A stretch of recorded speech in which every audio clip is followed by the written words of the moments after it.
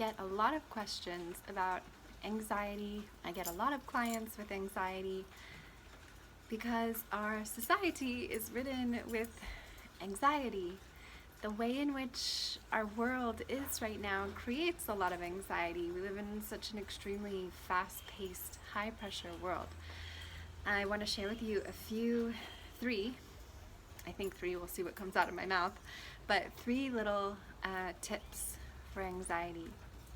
So the first one is tuning into your body when you are feeling anxious, to notice what's happening in your belly. What tends to happen is we tighten and we grip our belly when we feel anxious. And this tells our body that it is not safe, and we perpetuate the anxiety. The opposite can also happen, where out of habit, because we're trying to have a cute flat tummy, or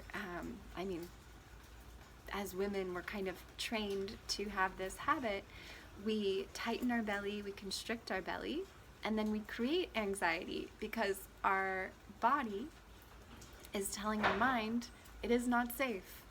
That creates fear and worry. So what we can do is tune in many times throughout the day to notice what is happening in my belly. Am I gripping or holding?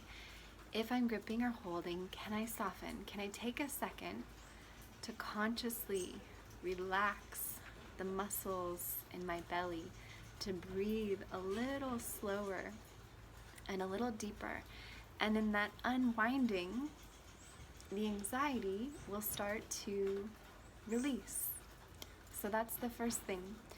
The second thing is to have good phone hygiene. And of course, our ancient Ayurvedic sages did not talk about this, although interestingly, thousands of years ago, they did mention to avoid staring at small, shiny objects. And I think that they had the foresight to know, oh my God, the future humans are going to be walking around with their phones in front of their vases, and it's not good for them. So these are sort of my own, interpretations of phone mental health. So I highly recommend completely turning off your phone at night and not even keeping it in the bedroom. So it goes on airplane mode and off to reduce the EMFs, but also to reduce the temptation, because the phone inevitably brings anxiety. What's on your phone? Things to do. Email, text messages, WhatsApp messages, Instagram, all of which inevitably bring some kind of little feeling of anxiety. So in the morning, have a time for you, 20 minutes, 30 minutes, 1 hour, before you even look at your phone, so that you can strengthen yourself. You can strengthen your own aura before you allow other people in. This is what we have to do. This is actually the benefit of having a daily spiritual practice, is that you're regularly strengthening yourself so that you are not as kind of, let's say, negatively influenced by outer factors. The other thing is to turn off the notifications on the phone, both the audio notifications, like a little ping, as well as the visual notifications, like new email, new text message, new Facebook, whatever. Because every time you see a message, it can create a little hit. It can create a little bit of anxiety. And honestly, nothing is that urgent. Nothing is that important.